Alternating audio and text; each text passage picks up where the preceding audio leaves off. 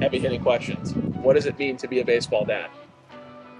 Take it away. I can take it away. So I started coaching 40 years ago before I had kids.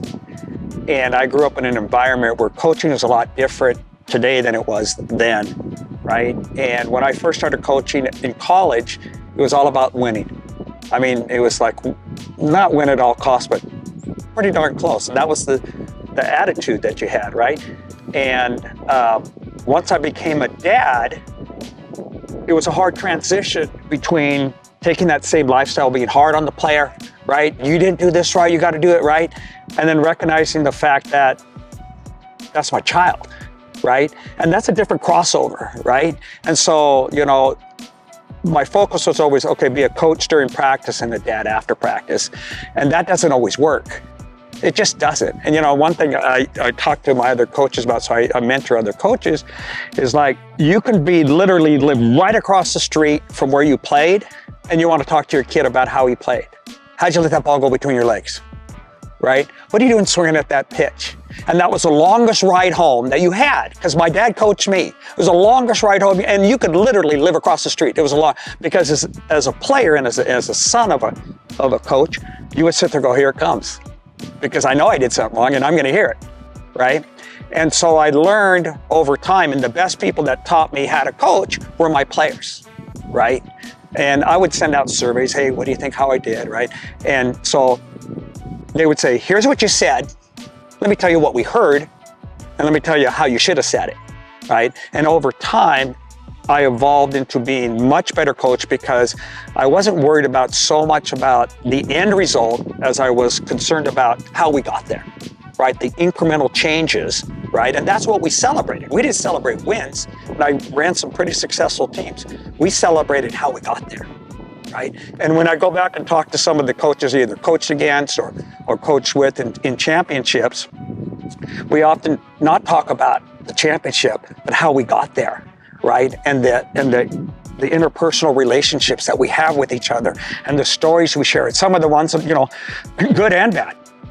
And we still, I mean, I'm in so many chats with ex-coaches. We just sit there and poke fun at each other. We all had certain, what I call Coach Peterisms, and they had Coach whatever-isms, right? We all had certain sayings to try to, you know, bring some levity or bring some seriousness, right? So when it was time to be firm, we were firm. When it was time to have fun, we were having fun.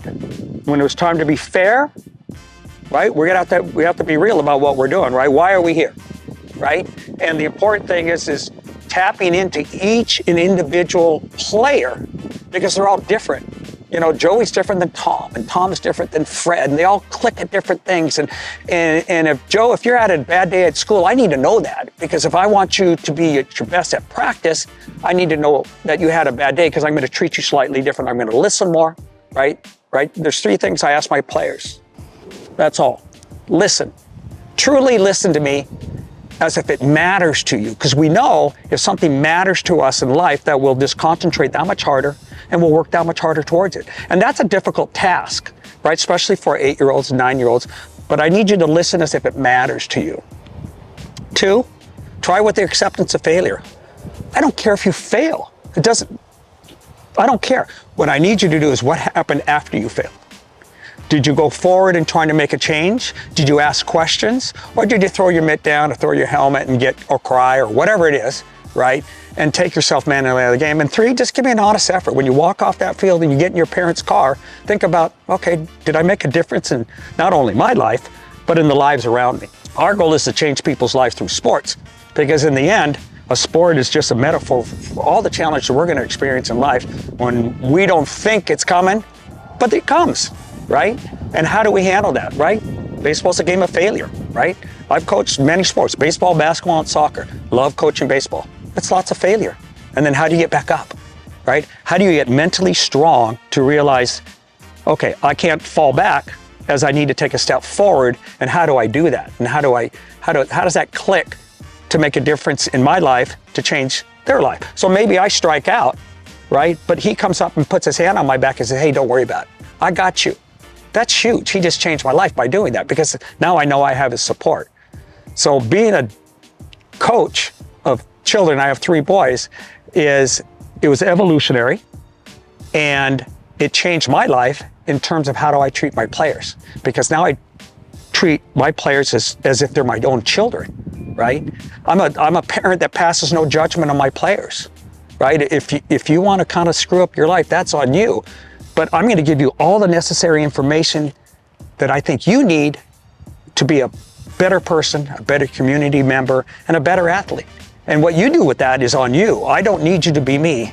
There's enough Coach Peters out there. I don't need you to be me. So in learning how to coach my kids, now I translate that to my players that I actually coach. Yeah, he's spot on about that. You know, it's he had me when he was 25, and so he was young, and I feel like when you're a dad, you have to work to provide. And then the free time that you have, how he spent as a coach was on the field. And so the only time I really got with him was either at our family business or on the baseball field. It was tough because he was juggling a lot being a young father, but he has always had an open door policy for every single player that was on any of my team. And to this day, he is so close with so many baseball players that I used to play with who I am not close with anymore, not because we just kind of grew apart. You know, I moved away, started my family, and, you know, they started their family and we kind of grew apart, but he is still so close with so many kids that I used to play ball with, and his door is always open to him. And so he really took being a dad and trying to be that father figure in all of their lives. And a lot of what he did as a coach wasn't even coaching baseball, it was coaching life for these guys who didn't have that male father figure in their life. And so it enabled him to be able to be a dad in that moment for them. We used to have an Astro van, or we had a big diesel truck that kicked out a bunch of black smoke, and we grew up in the inner city, right? He's still there to this day. And so there was parents who could not take their kid to practice, and he's like, well, I don't want that kid missing out on an opportunity because you can't get him to practice, and I know if that kid comes to our practice, I'm gonna better that kid's life. And so we would get in our big diesel truck or Astro van, and we would go pick up 6, 7, 8 baseball players on the way from our house or our store, our auto shop, all the way, pick them up at their home, get to the field, practice, and then drop them all off because their parents couldn't. And those kids are now grown adults, are still so close with them. Some of them lived at our house. Whenever they had tough times, they'd come over and stay with us. And so he really embodied that father figure type role through baseball and through coaching. And, you know, there's guys who, like he mentioned, you know, took a very, very difficult path in life, and they'd show up to his store and he'd be working in the office and they'd show up without calling him. They just knew Coach Peters at the shop. They'd go and walk in there and they'd just sit down at his desk and start bawling from whatever tough stuff that they went through in their life, and he's always been there for them. And so even though for us it may have been difficult channeling that because he had so much on his plate as a young father, he learned so much. That's why my little brother, who's 11 years younger, he can hit from both sides of the plate. They still play baseball together. You know, he did a little bit better with this kid over there, you know, but it's cool to see come full circle, you know, and living that baseball lifestyle as a dad, and now me with my son, I learned a lot from what worked and what needed improvement in my mind on how I wanted to coach my son and coach his players. And, you know, my boys, they all know the same thing. My door is always open. I try and provide the best opportunity that I can for them in life and on the field. And I think those are two completely different situations. And so, yeah, I think, you know, being a coach and being a baseball dad, they run very similar to each other. What I can equate to that is baseball is a subculture of a culture. If you're a baseball guy and you run into another baseball guy, it is love. I mean, right? And you just can't wait to talk baseball, right?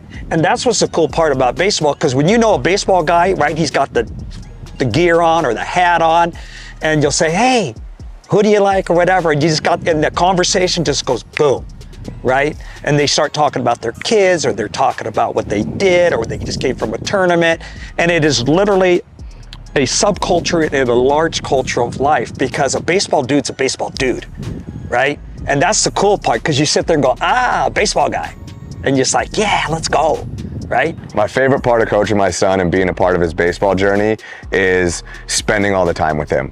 And I think that's something that I'll just never forget. You know, it's something that I treasure because they grow so fast and time flies by. And, you know, being able to spend that time on the field with him, with his best friends, and really build something truly special is something money will never be able to buy.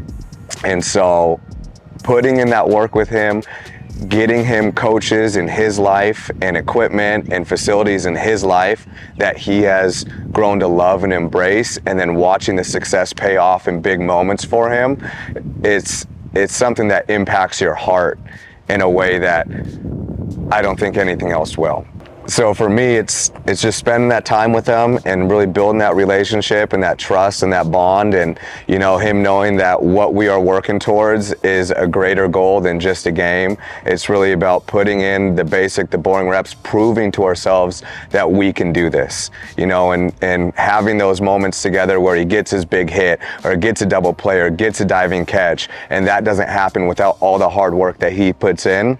And we're able to look at each other and just have that moment. That's something that impacts the heart in ways that I've never felt before. So, well, you know, I'm fortunate that my relationship with my dad really grew much stronger when he was my coach, right? My dad worked a lot. We come from a family business that started back in 1935, and we knew nothing other than work. I mean, even as kids, right? We were at the age of 8 was my first paycheck, right? And you were expected to be there.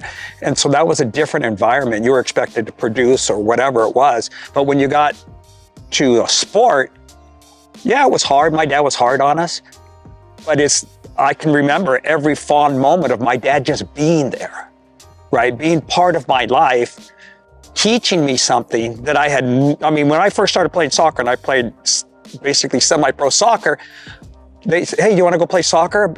What's soccer? We didn't know what soccer was. I'm an old dude. Soccer didn't come to America that long ago. So it was like, okay, I'll try it out. And so my dad coached me in all kinds of sports, and he was respected as a coach, right? Because not from our winning record, we weren't the best teams, but I think it was just how he handled coaching, right? And so I learned to honor that as a relationship with my dad, and then try to move that forward with my children. I wasn't as good as my dad was, I don't think, because again, I came from an environment very competitive, and we won a lot, and I was looking to win.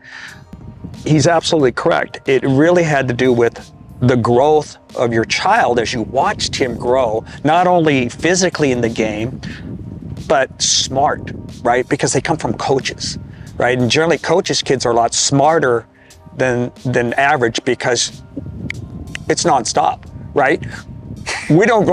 Parents go home and they just turn that stuff off. Like, oh my God, yeah. We're talking, what are you thinking, right?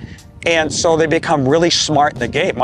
All my kids are smart players, right? Because they come from an environment where we talk about it. But watching that growth and how that translates to their regular life, how they take on challenges and they're not afraid to fail, and how they do things in extracurricular activity in high school as opposed to a sport, and lead, right? I think the biggest thing my children got out of this is how to be natural leaders, but not forcing anybody to do anything, but just leading by example and having their back and saying, hey, I'm your friend, as well as somebody that's going to be here for you and teach you, and then just watch that growth naturally materialize as they get older, when they become young adults and become successful young men. one thing that I took from my dad when he coached me that I want to pass on to my son is that you can change the world. You can 100% change the world, and it starts with one player at a time, one community at a time. And when I started my baseball program, Built Boys, over in Chatsworth, California, it was just him and I. And we walked on a field, and I said, Jackson, watch what we're about to build here. Watch what we're about to build, and I want you to remember this moment. It's you and me out here, and nobody else. And wait to see where we take this. And I just really want him to know that you can build, you can do things for the right reason, you can develop, and that doesn't just happen in baseball, that happens in your community. You know, and it doesn't matter what your background is. Like, if you've ever seen the movie Hardball, that was our baseball team growing up, except our coach actually knew baseball and wasn't, you know, what Keanu Reeves was in the movie, you know, but that was our squad, you know, and those kids didn't have baseball backgrounds, athletic backgrounds, and he taught them everything that they knew on the field. And those kids to this day are now playing baseball with their kids. And without him, those relationships 20 years later, 25 years later wouldn't be happening, you know, without him. Because he picked them up from their house, brought them to the field. And all of a sudden, gunshots would ring, we'd hit the deck, and then we'd get back up and we'd keep practicing again on I don't know if you can bleep this out, but on like fields. You know, there's like clumps of weeds and dirt, and it's whatever field that we could find because we didn't have the money to go pay for them. And so we would just plop on a random field in the hood, and there would just be a mess, you know, but we got out there because we found space. And then he taught me that you can bring these kids together for a common goal and you can change their lives.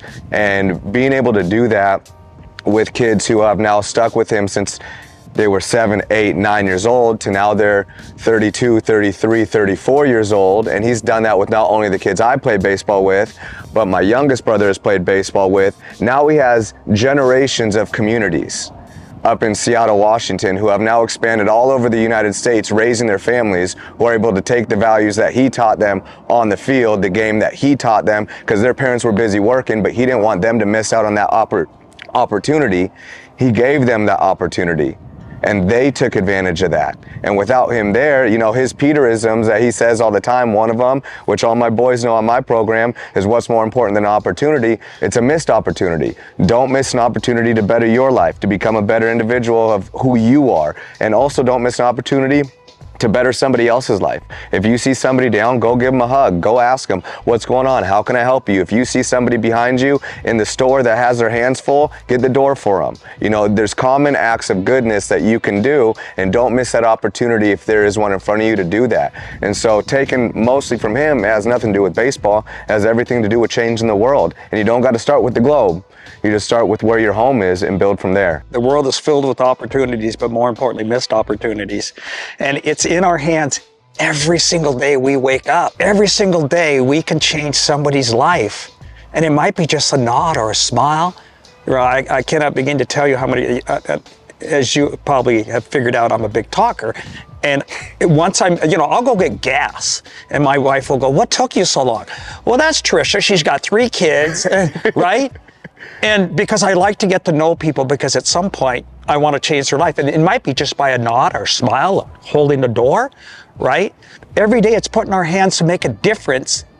And I do that through sports and other things, but I do it through sports. And I take that as a serious mission, because my biggest failures that I feel, that I go home like, it's generally not about a win, but it's how did I not get my message across today for them to recognize that they could be different, right? That they can be special. They can do things that they can't even begin to fathom they can do, right? And I go home and I wear it, right? I mean, I'm up all night thinking, okay, what did I do wrong? What should I say better? How can I tap into them being just better in life, not better in the sport, right? So yeah, I take it very seriously, and that's what drives me. I mean, that's what absolutely drives me. And all my children have taken that on, which is awesome, because I can see it and I can hear it. I can hear, Dad talking every now and then going, yeah, got it, right?